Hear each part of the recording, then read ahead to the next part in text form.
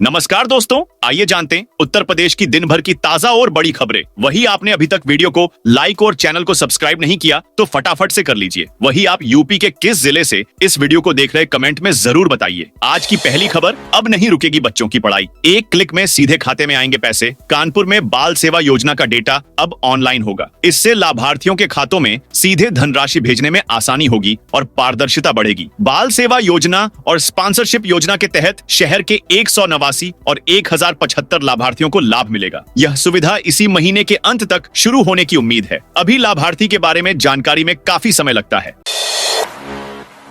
Ration card e-KYC को लेकर आया बड़ा अपडेट, सिर्फ 12 दिन का मिला है समय। उन्नाव में राशन कार्ड पर दर्ज यूनिटों के सत्यापन के लिए ई-केवाईसी की प्रक्रिया 10 महीनों से चल रही है, जो 30 अप्रैल तक जारी रहेगी। 5,98,000 राशन कार्डों में से 5,57,000 यूनिटों का सत्यापन अभी भी बाकी है, जिसे देखते हुए समय सीमा बढ़ाई जा सकती है। सर्वर और तकनीकी समस्याओं के कारण सत्यापन में देरी हो रही है। मरीजों को बेवजह रेफर करने वाले डॉक्टरों को सीएम योगी की नसीहत। मरीजों को बेवजह हायर सेंटर रेफर कर अपना काम पूरा समझ लेने वाले डॉक्टरों को सीएम योगी आदित्यनाथ ने नसीहत दी है। उन्होंने कहा कि इस प्रवृत्ति से बचना होगा। मरीजों को क्रिटिकल केयर उपलब्ध कराने में रिस्क लेने की आदत डालें। सीएम योगी ने शुक्रवार को अखिल भारतीय आयुर्विज्ञान संस्थान गोरखपुर के परिसर में 500 लोगों की क्षमता वाले विश्राम सदन रैन बसेरे का भूमि पूजन और शिलान्यास किया। यूपी में 40,500 शिक्षा मित्रों को मिलेगी बड़ी राहत। उत्तर प्रदेश में 40,500 शिक्षा मित्रों के लिए बड़ी राहत की खबर आ रही है। इन शिक्षा मित्रों के समायोजन की प्रक्रिया को लेकर अपडेट आया है। शिक्षा मित्रों के समायोजन की प्रक्रिया 20 मई के बाद शुरू होगी। इसके लिए स्कूल शिक्षा महानिदेशालय ने सभी जिलों के बीएसए से शिक्षा मित्रों के बारे में 3 दिनों के भीतर ऑनलाइन सूचनाएं मांगी गई हैं। इसके साथ ही जिलों की जानकारी देने में लापरवाही बरत रहे 56 जिलों के बीएसए को फटकार भी लगाई गई है। यूपी में 2 लाख से अधिक युवाओं को रोजगार देने की तैयारी। यूपी की योगी सरकार 2 लाख से अधिक युवाओं को अब अग्निशमन विभाग द्वारा प्रशिक्षण के बाद निजी संस्थानों में अग्नि सुरक्षा अधिकारी और अग्नि सुरक्षा कर्मी के पद पर तैनाती के अवसर उपलब्ध कराएगी। इसके लिए मुख्यमंत्री योगी आदित्यनाथ के निर्देश पर अग्निशमन विभाग ने प्लान तैयार कर लिया है, कार्य योजना तैयार कर ली है। इन युवाओं को ट्रेनिंग के बाद प्रदेश के मॉल, हॉस्पिटल, स्कूल और बड़े व्यावसायिक भवनों में नौकरी के अवसर उपलब्ध होंगे।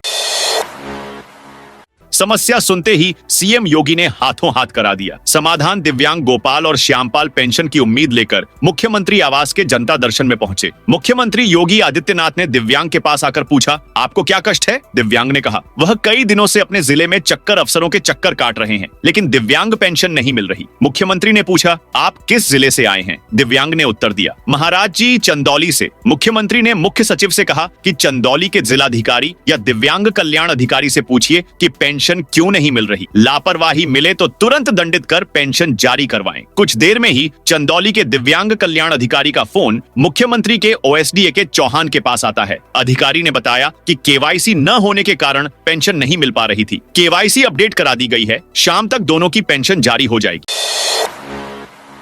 औरंगजेब समझ बहादुर शाह जफर की तस्वीर पर पोती कालिख गाजियाबाद में शुक्रवार को हिंदू रक्षा दल के कार्यकर्ताओं ने जमकर हंगामा किया। रेलवे स्टेशन पर बहादुर शाह जफर की तस्वीर को औरंगजेब समझकर उस पर कालिख पोत दी। रेलवे प्रशासन के खिलाफ नारे लगाए। हिंदू रक्षा दल के करीब 20 कार्यकर्ता आज दोपहर रेलवे स्टेशन पहुंचे। 4 नंबर प्लेटफॉर्म पर बहादुर शाह जफर के चित्र को औरंगजेब का चित्र बताया। जय श्री राम के नारे लगाते हुए उसे हटाने की मांग की। करीब आधे घंटे तक हंगामा चला। उन्होंने स्प्रे पेंट से बहादुर शाह जफर के चित्र पर कालिख पोत दी। हंगामे की सूचना पर रेलवे के अधिकारी मौके पर पहुंचे। उन्हें समझाने का प्रयास किया, लेकिन वे नहीं माने। चेतावनी देकर वहां से वापस लौट गए।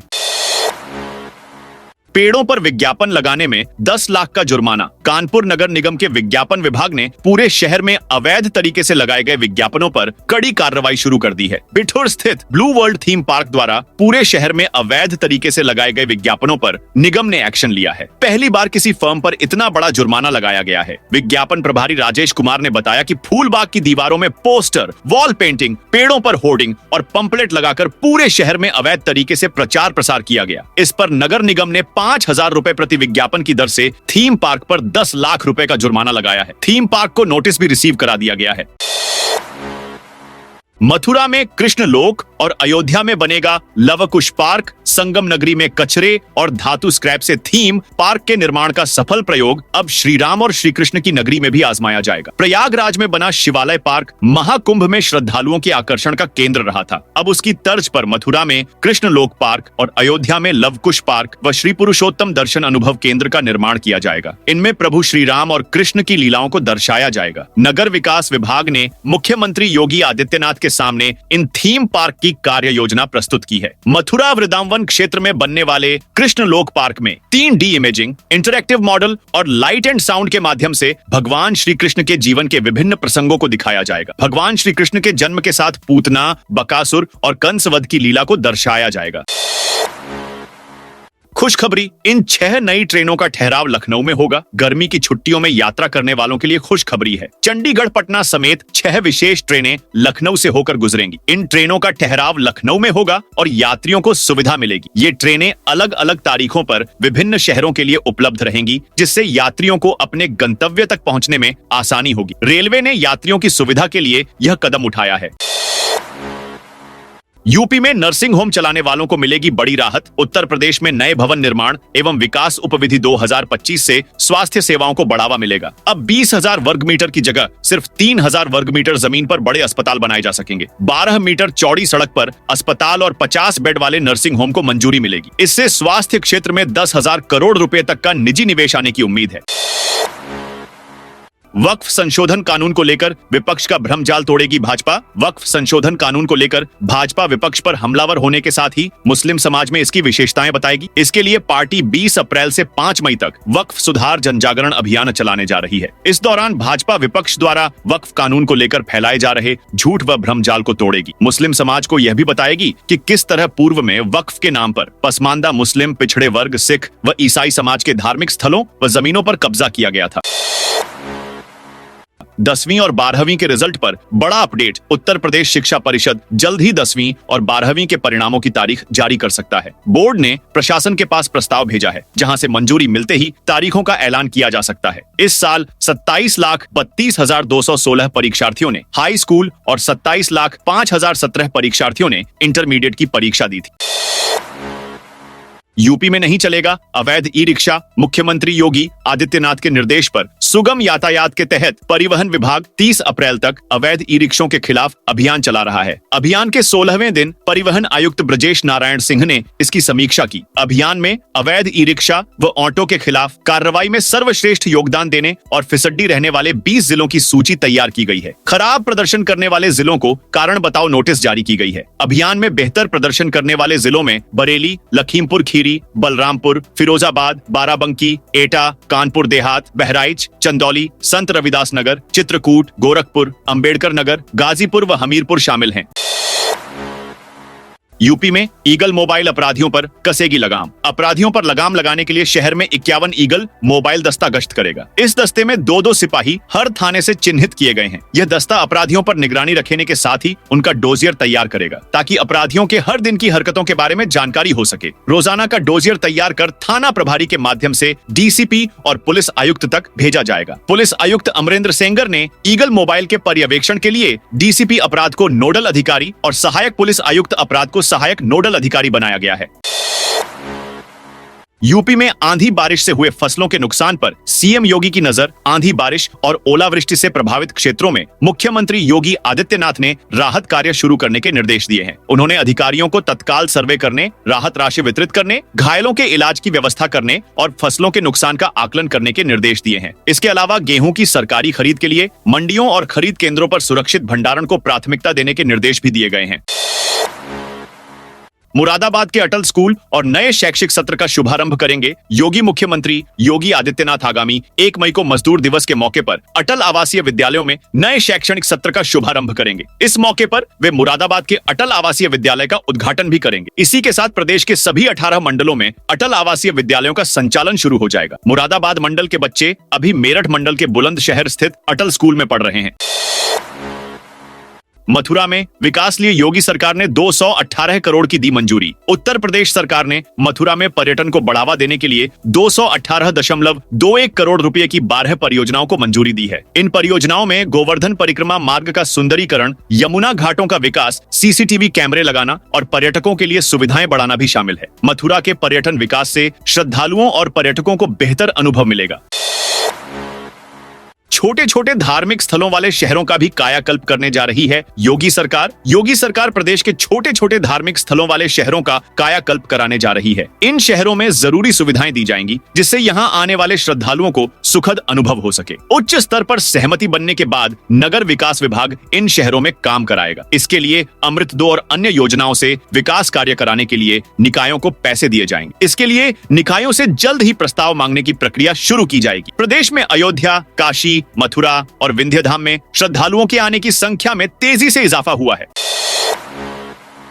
उत्तराखंड में महिलाओं ने स्वरोजगार में पुरुषों को पछाड़ा। रोजगार की तलाश में गांव छोड़कर शहरों में भटक रहे पुरुषों के सामने स्वरोजगार में सफल महिलाओं ने बड़ा उदाहरण पेश किया है। सांख्यिकी एवं कार्यक्रम कार्यान्वयन मंत्रालय कर ताजा रिपोर्ट के मुताबिक उत्तराखंड में के ग्रामीण क्षेत्रों में 80% से अधिक महिलाएं स्वरोजगार से जुड़ी हैं। यूपी की महिलाओं ने स्वरोजगार मामले में हिमाचल प्रदेश को भी मात दी है। पुरुषों में ये आंकड़ा 55% से भी कम है। उत्तराखंड में महिलाएं हमेशा से ही अर्थव्यवस्था का आधार रही हैं। बीते सप्ताह भारत सरकार ने एक रिपोर्ट जारी की। हर्षा रिछारियां अलीगढ़ में फूट फूट कर रोईं, महाकुंभ से चर्चा में आईं। हर्षा रिछारियां संभल नहीं जा सकेंगी। प्रशासन ने बुलंदशहर से आगे जाने की अनुमति नहीं दी है। अब वह नरौरा से गंगा स्नान करने के बाद लौट जाएंगी। गुरुवार को अलीगढ़ में आरएसएस प्रमुख मोहन भागवत के आगमन के चलते हर्षा की पदयात्रा को रोक दिया गया था, लेकिन बाद में सशर्त उन्हें आगे जाने दिया गया। शुक्रवार शाम हर्षा ने एक वीडियो जारी किया। कहा, आदरणीय सीएम योगी जी महाराज, जिस राज्य में आपकी वजह से सनातन धर्म इतना ऊपर जा रहा है, आज उसी राज्य में आपकी बेटी को पुलिस प्रशासन के लोग पदयात्रा करने से रोक रहे हैं। जुमा बावन होली, एक बयान पर संभल सीओ को क्लीन चिट। संभल सीओ अनुज चौधरी को उनके होली साल में एक बार जुम्मा 52 बार वाले बयान पर क्लीन चिट मिल गई है। क्लीन चिट खुद डीजीपी प्रशांत कुमार ने दी है। पूर्व आईपीएस और आजाद अधिकार सेना पार्टी के अध्यक्ष अमिताभ ठाकुर ने 9 अप्रैल को अनुज चौधरी के खिलाफ शिकायत की थी। ठाकुर ने आरोप लगाया था कि अनुज चौधरी जानबूझकर लगातार सरकारी सेवक आचरण नियमावली का उल्लंघन कर रहे हैं। डीजीपी प्रशांत कुमार ने पुलिस मुख्यालय में तैनात SP law and order Manoj Kumar Awasthi को जांच सौंपी थी। मनोज ने संभल के एएसपी उत्तरी श्रीश चंद्र के साथ जांच की। जांच में पीस कमेटी के सदस्यों से पूछताछ की गई। किसी ने भी अनुज चौधरी के होली और अलविदा जुमा और ईद की सेवियों वाले बयान को गलत नहीं माना। संभल में नकली इंजन ऑयल का बड़ा खुलासा। शुक्रवार को संभल की तहसील चंदौसी की कोतवाली बहजोई और थाना बनियाठेर थाना पुलिस द्वारा पकड़ी गई अवैध व्यक्तियों का खुलासा एसपी कृष्ण विश्नोई ने किया। एएसपी अनुकृति शर्मा एवं सीओ बहजोई डॉ प्रदीप कुमार मौजूद रहे। 2 थानों की पुलिस ने मारा छापा मौके से करोड़ों रुपए का नकली मोबिल बरामद करते हुए 2 कारोबारी गिरफ्तार किए और उन्हें जेल भेज दिया। गिरफ्तार आरोपियों ने अलग अलग थाना क्षेत्र में नकली मोबिल बनाने और पैकिंग करने की फैक्ट्रियां लगा रखी थी। हाई क्वालिटी की ब्रांडेड कंपनियों के पैक में नकली मोबिल पैक करते थे। पैक करने के खाली डिब्बा भारी मात्रा में बरामद हुए हैं। जीरकपुर ज्वेलरी शॉप में लूट का खुलासा। पंजाब की मोहाली पुलिस ने जीरकपुर में ज्वेलरी शॉप पर हुई लूट के मामले को सुलझा लिया है। इस मामले में पुलिस ने 7 आरोपियों को गिरफ्तार किया है। इनमें से 4 आरोपी ऑनलाइन डिलीवरी करने वाली ब्लिंकिट कंपनी से जुड़े हुए थे, जबकि 3 आरोपी निजी सिक्योरिटी कंपनी में काम करते थे। सभी आरोपी पंजाब, हरियाणा और उत्तर प्रदेश के रहने वाले हैं। पुलिस ने एक पिस्तौल, कारतूस, चोरी के चांदी के आभूषण और 2 मोटरसाइकिल बरामद की है। एसपी मनप्रीत सिंह ने यह जानकारी दी। उन्होंने बताया गया कि पूछताछ जारी है। जालंधर वाले आरोपियों पर केस सामने आए हैं। आजमगढ़ में 4 खेतों में लगी आग। आजमगढ़ जिले के बरदह थाना क्षेत्र के छतरपुर अहिरौली त्रिवेणी मोड़ पर एक साथ 4 स्थानों पर शॉर्ट सर्किट से गेहूं के खेत में आग लगने का मामला सामने आया है। आग लगते ही देखते हैं 20 बीघा से अधिक गेहूं की फसल और 40 बाई से अधिक की पराली जलकर पूरी तरह से राख हो गई। मामले की जानकारी मिलते ही आसपास के लोगों ने इस मामले की सूचना फायर ब्रिगेड की टीम को दी। मौके पर पहुंची फायर ब्रिगेड की टीम जब तक आग बुझाती तब तक की गेहूं की फसल चलकर राख हो गई थी। फायर ब्रिगेड के पहुंचने से पहले ग्रामीण आग बुझाने के लिए कड़ी मशक्कत करते रहे, पर चल रही तेज हवाओं के कारण ग्रामीण अपने मंसूबों में सफल नहीं हो सके। अवध यूनिवर्सिटी के 3 गेस्ट लेक्चर हटाए गए। डॉक्टर राम मनोहर लोहिया अवध विश्वविद्यालय के पुस्तकालय में शराब पीने पर 3 अतिथि प्रवक्ताओं पर कार्रवाई की गई। गुरुवार को इनकी सेवा समाप्त कर दी गई। जांच में ये तीनों लेक्चरर दोषी पाए गए। इसके बाद कार्रवाई हुई। 11 अप्रैल 2025 को अपराह्न 1:15 पर विश्वविद्यालय के प्रचेता भवन में कुलपति प्रोंजे प्रतिभा गोयल व राज्यपाल के विशेष कार्याधिकारी डॉक्टर पंकज एल जानी एवं अशोक देसाई द्वारा नैक की तैयारियों को लेकर निरीक्षण कर रहे थे। मृतकों के परिवारों को 4-4 लाख रुपए की सहायता राशि बाराबंकी में गुरुवार को आए तेज आंधी तूफान ने 5 लोगों की जान ले ली। सरकार ने सभी मृतकों के परिवारों को 4-4 लाख रुपए की सहायता राशि दी है। तहसील हैदरगढ़ के विकास खंड सिद्धौर में पहली घटना हुई। नवाबपुर कोडरी गांव में ईंट का खंभा गिरने से फूलमती और ध्रुव प्रजापति की जान चली गई। फूलमती विष्णुलाल की पत्नी थी और ध्रुव वासुदेव का पुत्र था। इस घटना में फूलमती का पुत्र राहुल भी घायल हुआ, जिसका अस्पताल में इलाज चल रहा है। लखनऊ में ई रिक्शा के खिलाफ अभियान। लखनऊ सहित प्रदेश में अवैध ई रिक्शा के खिलाफ चलाए जा रहे विशेष अभियान के तहत अब तक 22,478 ई रिक्शा का चालान किया गया है, जबकि 7,835 वाहनों को सीज कर दिया गया है। परिवहन आयुक्त बीएन सिंह ने बताया कि अभियान 1 अप्रैल से शुरू हुआ है, पूरे अप्रैल माह तक चलेगा। राज्य के विभिन्न हिस्सों में चल रहे इस अभियान का मकसद ट्रैफिक व्यवस्था को बेहतर बनाना है, अवैध रूप से संचालित ई रिक्शा पर नियंत्रण पाना है। गोविंदपुरी स्टेशन कब मिलेगा? आनंद विहार टर्मिनल जैसा विस्तार। उत्तर मध्य रेलवे के प्रयागराज मंडल में गोविंदपुरी रेलवे स्टेशन का आधुनिकीकरण तेजी से हो रहा है। स्टेशन पर 32 मीटर लंबा और 12 मीटर चौड़ा फुटओवर ब्रिज बनाया गया है। यह रेलवे का सबसे चौड़ा पैदल पुल है, जो सामान्य पुलों से 2 गुना चौड़ा है। इस पुल की लागत 6 करोड़ 50 लाख रुपए आई है। गोविंदपुरी स्टेशन दक्षिण क्षेत्र का महत्वपूर्ण स्टेशन है। यहाँ से मुंबई और बुंदेलखंड रूट की ट्रेनें गुजरती हैं। दिल्ली हावड़ा रूट की कई ट्रेनें सेंट्रल के बजाय इसी स्टेशन से होकर प्रयागराज जाती हैं। स्टेशन पर 24 कोच की ट्रेनों के लिए वॉशिंग एप्रन और पानी भरने की व्यवस्था की गई है। यात्री सुविधाओं में बड़ा सुधार किया गया है। पैदल पुल पर बुजुर्गों की सुविधा के लिए कम ऊंचाई की सीढ़ियां बनाई गई हैं। स्टेशन के बाहर विशाल पार्किंग स्थल है। प्लेटफॉर्म पर ग्रेनाइट लगाया गया है। वातानुकूलित प्रतीक्षालय में सोफे लगाए गए हैं। मेरठ के अवैध हॉस्पिटल में लगी आग। बिना एनओसी के चल रहा था अस्पताल। मेरठ के हापुड़ रोड स्थित कुंवर अनीस का लाइव आनंद। हॉस्पिटल में शुक्रवार को अचानक भीषण आग लग गई। आग इतनी तेज थी कि हॉस्पिटल स्टाफ को भागकर अपनी जान बचानी पड़ी। सूचना मिलते ही फायर विभाग की 3 गाड़ियां मौके पर पहुंची। फायर फाइटर्स ने कड़ी मशक्कत के बाद आग पर काबू पाया। हादसे के समय हॉस्पिटल में कोई मरीज नहीं था। हालांकि आग से हॉस्पिटल में रखा लाखों का सामान जलकर राख हो गया। हाई वोल्टेज लाइन की चिंगारी से गेहूं के खेत में आग। अयोध्या जिले के कुमारगंज थाना क्षेत्र के अंतर्गत चिलबिली पुलिस चौकी के खरियोना गांव में शुक्रवार को एक बड़ा हादसा टल गया। गांव निवासी ब्रजेश कुमार, राम भवन और अमित कुमार के गेहूं के खेत में 440 वोल्ट की हाईटेंशन लाइन में शॉर्ट सर्किट से निकली चिंगारी के कारण अचानक आग लग गई। आग की लपटें तेजी से फैलने लगीं, जिससे आसपास के किसानों में हड़कंप मच गया।